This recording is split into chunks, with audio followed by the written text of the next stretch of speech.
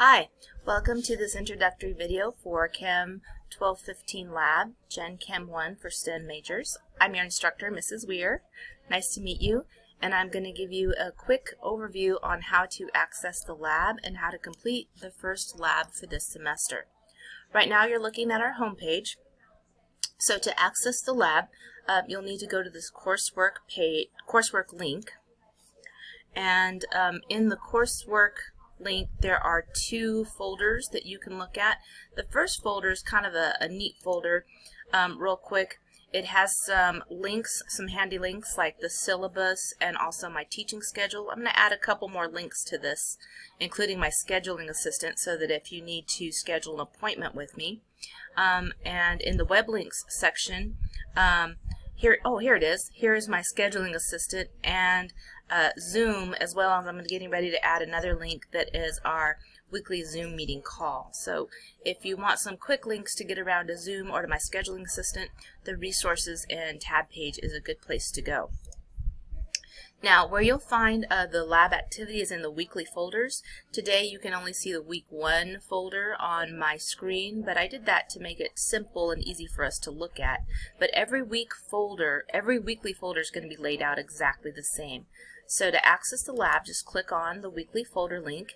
You'll always see an overview at the beginning, and this week's overview includes the free access code for the lab. The lecture has a separate access code that is not free, but for us, the publisher has made the access to the website free for all fall 2020 Chem students. So thank McGraw-Hill for being so generous with us this semester. The overview also has for this week the lab calendar and my teaching schedule attached, so you can find it in more than one place. And here's where the lab actually begins, is anything that you have to do for points. I always highlight the points so that you know those are graded assignments. So you're going to click on the week 1 lab skills to begin the exercise, and then when you're done with the exercise, you'll click on the lab quiz link to do the quiz. Now both of those links right over here on the side. By the way, this table of contents little area, you can switch it. I don't know if you're aware, you can switch it so that it's down at the bottom of your page. Whoops. Down at the bottom of your page if you like it like this. I prefer it on the side, but it's whatever you prefer. There's this little arrow box and it'll move it up towards the left, or you click on that box and move it towards the bottom. This is the maximize and the minimize, so you can make it a little bit smaller so that it's out of your way, and you can just navigate right here through the page tabs. Or if you open it a little bit wider, you can expand the table of contents that way. So whichever is your preference. So I'm in the second page, which is the lab syllabus. You can also get to the lab activity from there. When you click to launch it, this is the first page that you're going to see, either from the lab skills or from the syllabus link. This is the first page that you'll see when you access Connect for the first time. From here, this is where you're going to activate your free access code. So have that handy. The first thing that you'll do is that you're going to enter your student email address, because that is going to be your login, and you'll only have to do this one time. After you enter your student email address, then you'll click begin, and the next page will ask you to enter in the access code. Once you have successfully established your account, you'll never have to do that again. I'm going to go back to Blackboard. After you've successfully registered, you'll only have to click the launch button, and from there it will start to take you directly to the lab activity. So here's this week's lab activity. It's an introductory lab. This is the opening screen. Before you see the screen, there's a few questions that they'll ask you, and I will give you a hint that the more questions you answer correctly, the faster you get to this screen. So do your best on those questions. But once you get to the screen, this is the actual lab activity, which is worth 100%.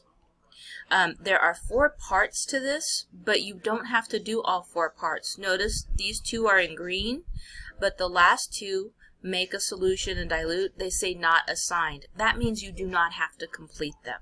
You only have to complete the first two. So you can expect to budget about half an hour to complete both of these assignments together. So the first one is going to be talking to you about how to use a graduated solution. Oh, I've already mastered this section, I guess. Let me see if it lets me do the second one. Okay, here's what the second one looks like. Oh no, this is the same one. Okay, I thought it would let me do it again. So I'm going to do the mastering the graduated cylinder, and I will tell you for your quiz, the information in this little box that says important things to know, that's important information. I did mention it in lecture, but it is important information as in information for the quiz that you'll be taking. And so the next page is telling you what you'll actually learn how to do in the lab activity. And the lab activity is kind of fun, but there are some tips that I wanted to point out to you that will make the lab activity a little bit less Determine stressful. the volume of water in the graduated cylinder. Record your measurement in your notebook. So when you first log in, you have this very helpful lab teacher here in the corner that tells you what to do. If you want to hear it again or you want to see it again, graduated cylinder. Record your measurement in your notebook. You just click on the little head right here, the little icon, and she'll appear. If you would rather read the instructions all at once, then down here at the bottom of the page, let me expand my window, there we go. Down here at the bottom of the page, there's a little instructions tab. You can click on the instructions tab and you will get the instructions right there to read step by step. The first thing they want you to do is to read the graduated cylinder. And the graduated cylinder, the way you properly read it, you got to zoom in. But here's what they want you to practice is they want you to practice being eye level. So you can't be too high up. You want to be right at eye level, because if you notice there's a little bit of a curve right here to the water line, that is called the meniscus. The word I'm saying right here, meniscus, is right here. That is the meniscus. And so you want to be eye level when you're reading the water line. You always want to read the bottom of the meniscus, not the little curve part at the top. You read the bottom of the curve. So this is showing you, how you properly position yourself in order to read the meniscus. If you were in an actual lab, you would bend down to be at eye level. But since we're doing a digital lab, it lets you kind of manipulate this a little bit. So I'm going to say this is about, 26 mils. And so where you record your information, if you look at the bottom, is in the notebook. So you're going to want to record 26.0 mils because that 0.0 makes a difference, because your lab manual, Connect does pay attention to significant figures. So if all you point is 26, it won't count it as the right answer, 26.0, because Connect, and here's a tip for you about minimizing your frustration, Connect pays attention to significant figures. And in lecture I talked about how do you tell how many significant figures that you have when you're using an instrument. If you don't remember, it's always one more decimal place than what's your instrument. Unless you're using a digital balance, then you just read what's on the digital balance. Once you finish reading the balance, once you finish reading the cylinder, just click on End Experiment, because you've finished this part. Is incorrect. Oh, my volume measurement is Want to end incorrect. this experiment? I don't remember what I put in. What did I put in the volume? I'm just going to say yes. Okay. I don't remember if I put a decimal in there or not. If you put in a decimal and it doesn't want it, you can always take the decimal out to see if that's the type of measurement that they're looking for. Use the dropper and the graduated cylinder to determine the number of drops in 1 milliliter. Okay. Then calculate the volume of a single drop of water. So this is the Remember to second record your data activity. in your notebook.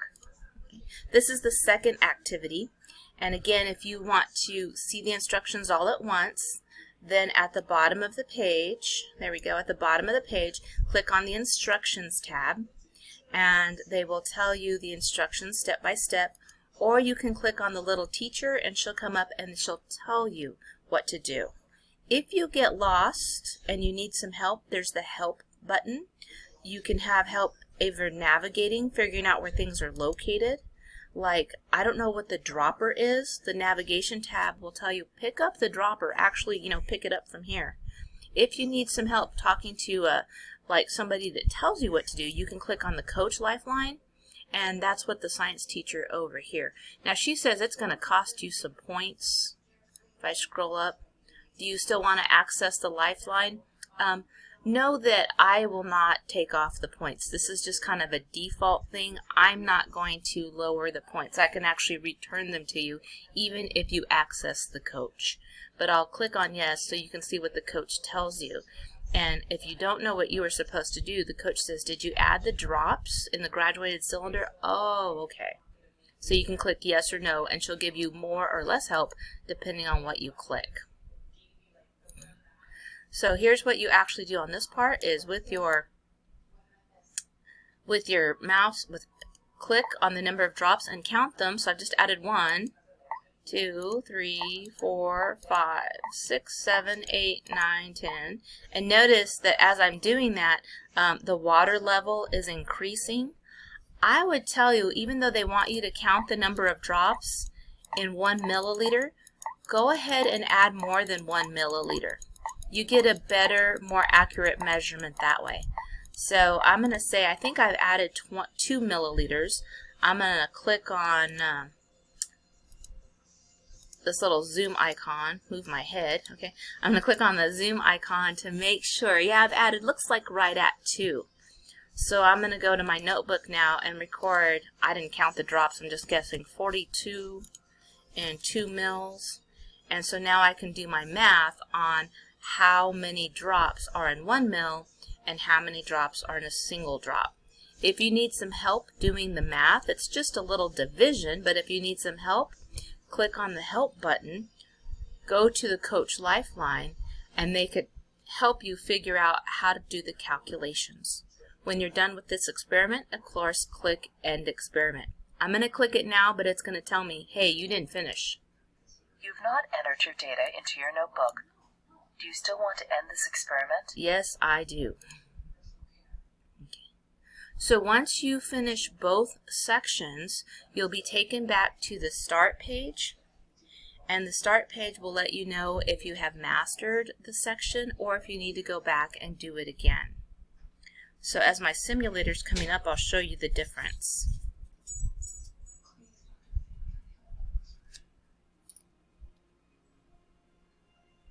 Okay, so it's going to take me... Calculate the volume of each object by measuring the volume of water it displaces.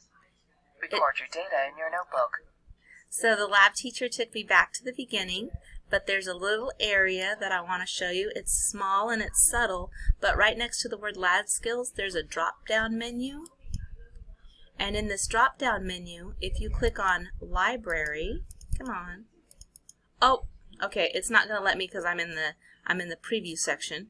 But in this overview section, when you're actually doing the lab for a grade, when you click on library, it will let you go back and forth to different parts of the lab.